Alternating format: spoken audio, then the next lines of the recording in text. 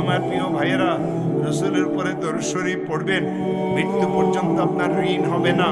রসুলের উপরে দরুদ শরীফ পড়বেন, হঠাৎ মৃত্যু হবে না। রসুল উপরে দরুদ শরীফ পড়বেন, অপমৃত্যু হবে না। রসুল উপরে দরুদ শরীফ পড়বেন, গাড়ির নিচে চাপাই মরবেন না।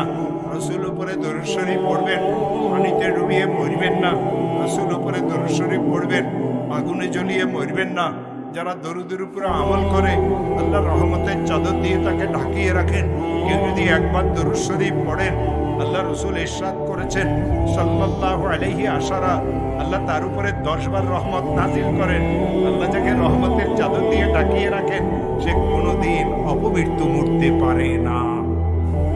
দুরারোগ্য ব্যাধিতে সে পড়বে না, বিপদগ্রস্ত সে হবে না, দুশ্মন তার কোনো ক্ষতি করতে পারবে না, মিথ্যা মামলা মকদ্দমাতে সে পড়বে না।